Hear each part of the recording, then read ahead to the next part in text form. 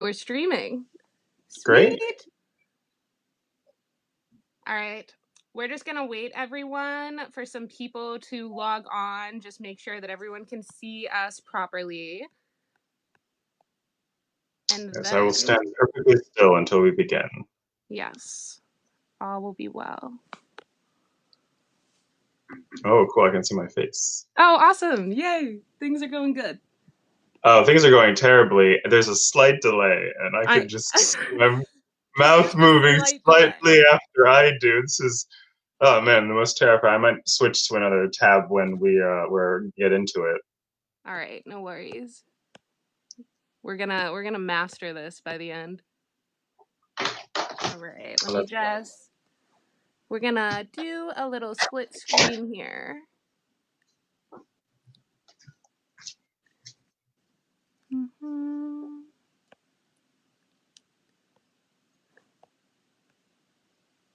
Okay, can you see both of us right now? Or just you? If it's just you, it's all good. Gotta see my beautiful face. I showered for this, everyone. I just want you to know that. Oh my goodness. You did a little more than I did. I'm wearing the same pants I've had on for a couple of days now, but I did change my shirt. Oh, it's the same pants I've had on for a long day. It's a new shirt, and I There, showered. there Same you pants. go. I'm Yeah. impressed. I'm impressed. Okay, we're just getting some confirmation from Jason right now. He's checking everything out. Because I can see you, and that's totally cool if we can only see you because, ooh, that looks like we might be split now. Oh, I don't know if everyone else can see this, but my eyes are in between the C and the O, and looks like I'm wearing very weird glasses, and I'm enjoying this very much. Oh my gosh, I have to get a little screenshot of that. That's actually kind of sweet. Click. Says, okay, he can't see both of us yet. So, Just put on this my is what I glasses. feel like I clicked on last time. Or if I get out of that. Ooh, I know we've got what's all my the. name? I'm Wait, learning it's some my name. fancy features. If we can just see you,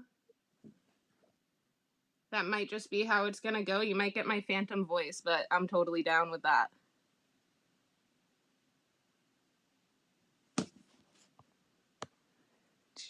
I love your hair, by the way. Thank you. You're welcome. Okay, we've got some polls. Arthur West, that's who we got. Yeah, just not split scene. All right, well, we can see you. I'll play around while people log on for like 2 more seconds. And if that's how it's gonna be, that's how it's gonna be. I'm okay with that. All Still right. playing around with the delay. With the what? I'm still playing around with the delay. It's just slightly. Oh, it's actually gotten better somehow. Is That's it? Maybe it's maybe just I've just gotten used adjusting to to it. us, adjusting to our Yeah. energy. All right. Multi-view. We've got grid. We've got split screen. It's showing it on my end, but it's not showing it on the main video. So you know what? We'll just go ahead and get started. Everybody, I bring to you our GM feature today. This is Arthur.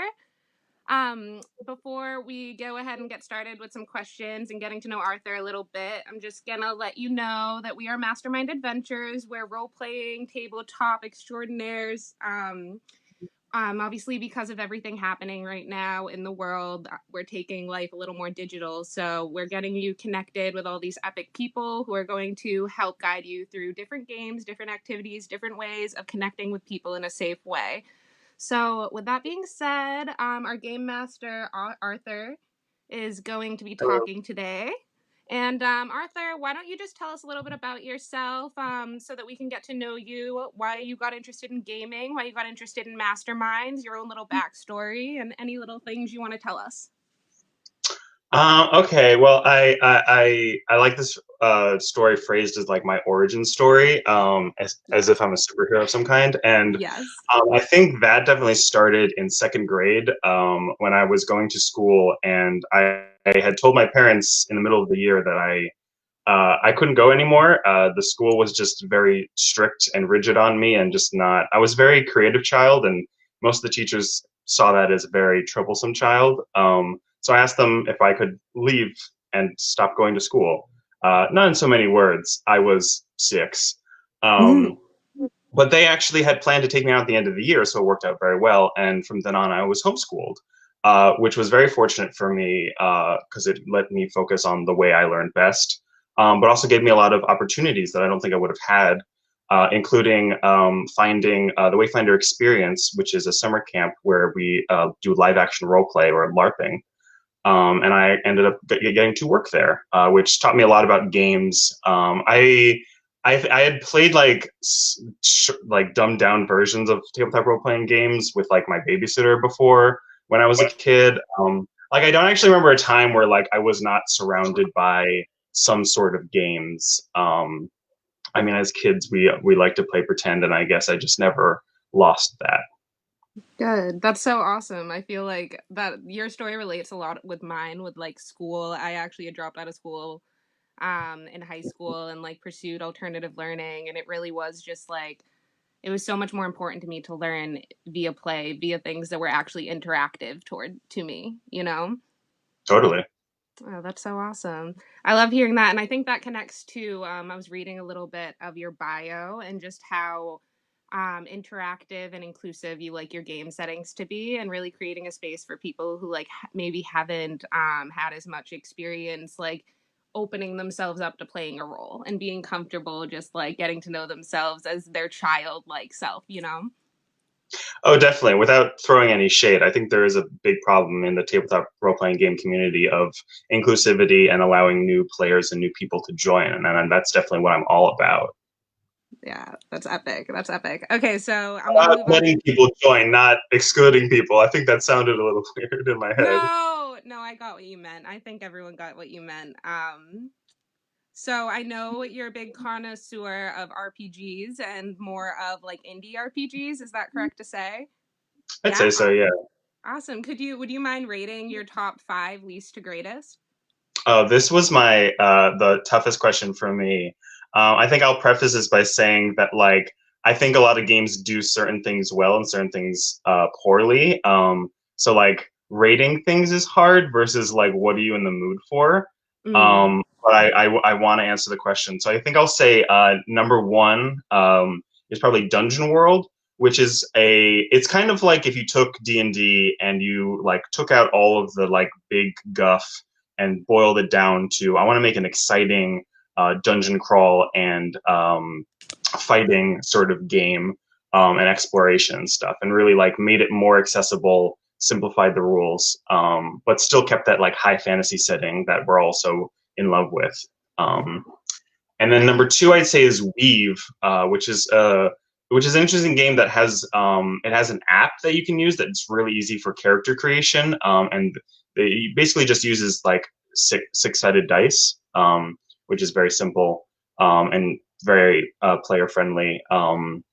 And it has different worlds, so you could play in like you could play as goblins, or you could play as like basically the Goonies, or you could play as like Star Wars, and it has that flexibility, which I really like.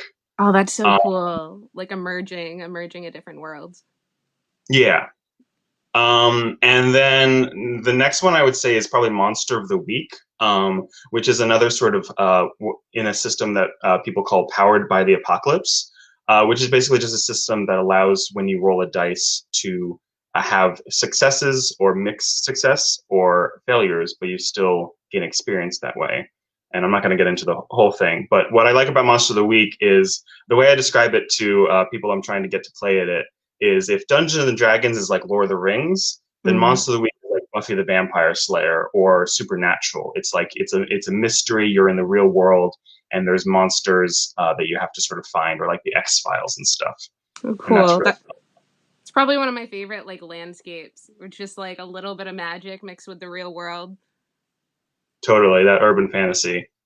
That's awesome. And I'd say maybe the fifth would probably be Dungeons and Dragons fifth edition, maybe fourth, depending on my mood. I think Dungeons and Dragons is really fortunate in it's probably the most accessible for a dungeon master, someone who wants to run a game. Probably the if you already know D&D, it is like you have the most resources out there, which I think is super important and helped me. It was the first game I ran. Mm, cool.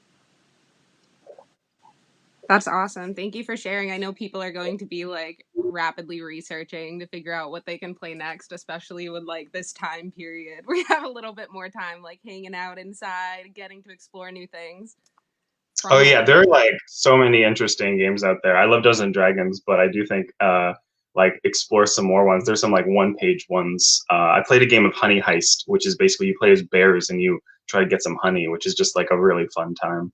I've actually heard that one before. I have some friends who've played it. So cool. Okay, so you've spent a lot of time in the LARPing world, as you've told us. So between that and your tabletop experience, what is your favorite tragic backstory? I love a tragical backstory. So how did it play out in the game? And it doesn't necessarily have to be yours. It can be one you've seen or participated in, but go. Yeah, well, I'm thinking back to this sort of a LARP I did a while ago, that was sort of a futuristic sci-fi LARP where it was similar to the movie Pacific Rim, but the game writer wants to be sure that they created it before they saw the movie. But it contained basically people with cybernetic enhancements that were like sort of soul bonded to fight monsters really well. Wow. And most of our like kinetic power was fueled by emotion because we're a bunch of teenagers, and that's what we get our power from. And most of the most of the units were fueled by like rage and anger at both their situation because the government wasn't that great to us because we were basically child soldiers. Fun LARPing, great, right? Um, I but do like the my emotional aspect. I feel like my emotions could be a massive weapon. Just like let loose. Totally, yeah. Just like let your all your emotions out on a big crab creature trying to destroy your world. Yeah, I wish I could do But, that sometimes. well, come LARP I can't. sometime. See? And my units, we were like special because we were using the power of love. And like when I read that in my sheet, I was like, oh, this game writer gets me Yeah. totally. But the problem was that my other half had died before the game started. So during the game, I basically just like walked around, sort of like without anything to do, and I was just like seeing other units like fighting together and just being like, oh man, I wish I was that. And I ended up like sacrificing myself and like laying in a field for a while, and someone like picked me up after the game, and I was just like, that was a wild time. And it sounds like walking around like just being sad because your partner died like off screen is like not a fun time, but it was really just like I was like in the emotion and I really felt it. I think that's one thing I really like about LARPing versus tabletop role playing games is that you are physically interacting with it, so it like you feel it in your body.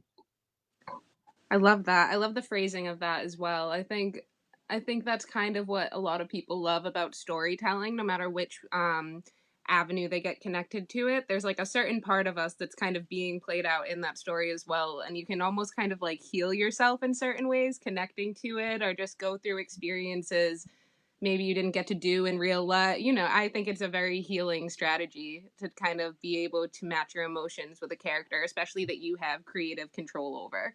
It's really Oh cool. yeah, it's really just like crying after a game because it was so emotional is the ultimate release. It's really it's so healing. The more I think about it, I love it. I love it. That's awesome. Thank you for sharing that story. No problem. I'm with it for a sec.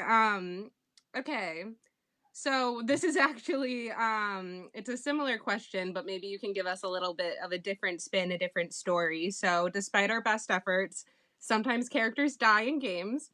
And what is your most epic tale of a character's end, be it yours or someone else's? Yeah, so I think I'll tell this story from a game master's perspective. I had a character. It was sort of set in a world where like the Greek gods were around. So I had a character who was a paladin, and their god was Poseidon. And the like big bad was basically a demigod, the son of Zeus, who was like my all my parents are terrible. So he got a group of other like demigods from the Greek gods to just basically like suck power from the clouds to like destroy the world, basically create global warming, Hmm. um, and to like basically kill humans so no one could serve the gods.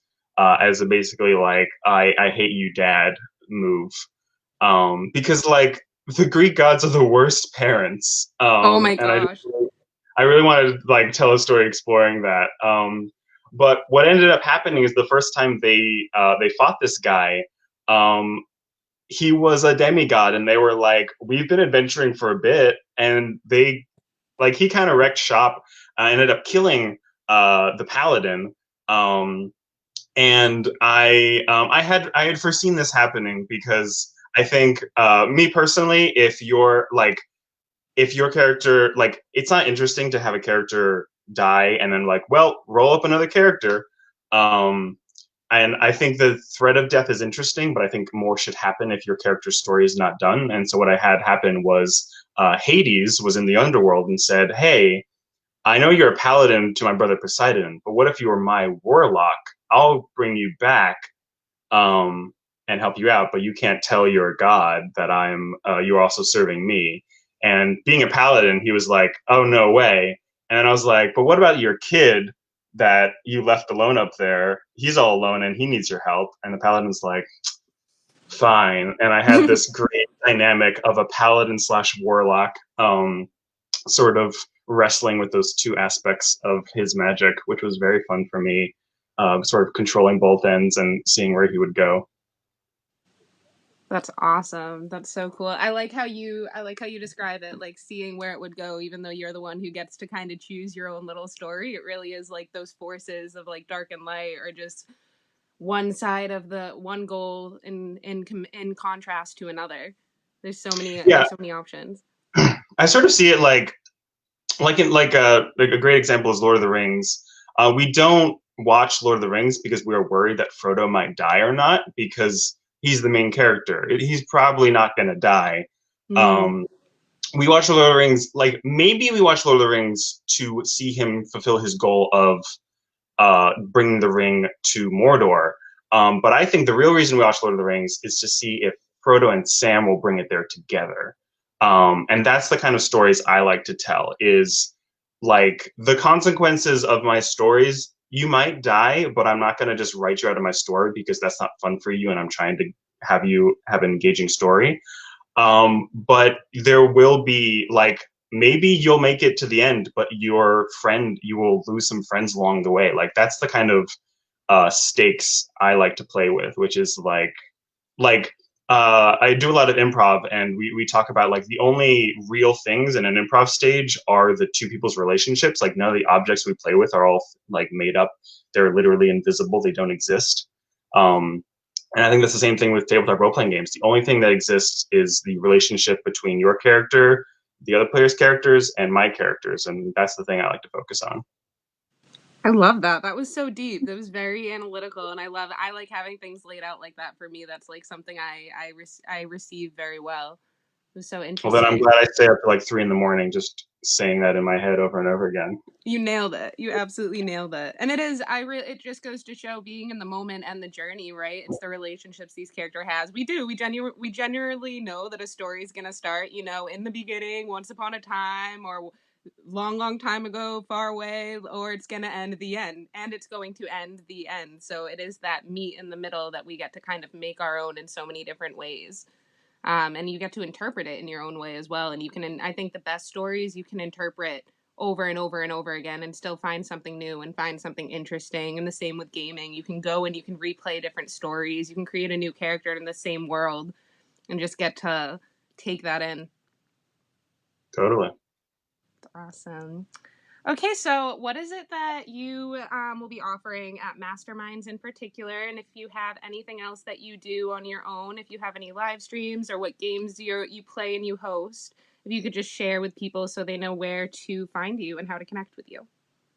Totally. Yeah. So one thing I like about Mastermind Adventures is they help get me out there. I'm very bad at like pitching myself. At Mastermind we're kind of a community. We have like a lot of group conversations, and I learn about all these like GM blogs people have, and I'm like, oh man, I should really start one of those. But things that I run, I have a few modules up, which are basically like pre-written campaigns that like Dungeons and Dragons have or Wizards of the Coast, I should say, have set up. including the classic like Lost Mines of Phandelver, and a bunch of like weird like one shots I found. One is about like a weird hairdresser where I won't spoil it too much, but basically come in the game with a very long hair and you'll have a good time. But Ooh. one thing I'm really excited about is I've been pitching this like custom campaign where basically the first session is us just making characters, and together we will create a world. And I will I'll help, but it'll be a lot of back and forth about what how this world exists. And then in the next week, I'll just think about your characters' backstories and the world they live in, and create a story and write it from there. And it really will be character and player driven, which is the stories I'm really excited about. And also, my mind is just constantly racing, so like having that fun over the week of like thinking about what will happen next is really fun for me. And lastly, I'll say is if you're having fun with us, but you're like, oh man, I want my kid to have fun too. We run a variety of stuff, including Quest Adventure, which is a sort of therapeutic tabletop role playing game for kids. And I also help run those games as well. Wow, that's awesome. That's so great. Thank you, Arthur. Do you have anything else you want to share or just add or just closing statements? I'll say if you're looking to play tabletop role playing games for the first time, and are a little nervous, you don't have anyone to run it, but you really want to get into it, I don't think any of our GMs you could go wrong, but I hope you choose me. Awesome. There you have it. Author Velwest. Did I say that right? Yes, Love Velwest. it. Love That's it. his own story. We could talk about my last name for a while. Oh, really? All right, we're starting another live stream in three, two, one. No, just playing. I do like. I was reading it. That I was like Velwest, Velwest, Velwest. Well, actually, just real quick, if people are curious, it comes from my father's last name Velarde and my mother's last name Wesley, and they just put the two front parts together. Oh, I love that. And it created a really cool, mysterious looking name. Yeah, there's 5 people in the world with this last name, and I'm one of them. What? Now that's Look something it up. special. You'll only find me. Yeah, yeah. You're probably the only Velwest I will meet in this lifetime, unless I like start exploring, collect them all. Ooh, my cat just jumped off the bed. Poor it. I'm like, what's happening? All right, thank you so much, Arthur. That was awesome. I had a really fun time talking with you. Yeah, I had a fun time too. I really like these questions. Thank you. I like speaking with you. I thought you have a lot of character, a lot of great energy, and I think people are going to love connecting with you and have some epic gaming experiences going on. So, if you want to meet with Game Master, well, virtually meet with Game Master Arthur Velwest, go ahead onto mastermindadventures.com. There's probably going to be some links to this live stream very shortly, connecting you with him as well. So, it was so nice to get to know you, Arthur. Yeah, I welcome you guys at my table. Awesome. With that said, I hope you all have a wonderful rest of the day. Arthur, I hope you have a very good day. And I'll be seeing you in the chat soon. Yeah, Bye, good day. everybody. Thanks, Arthur.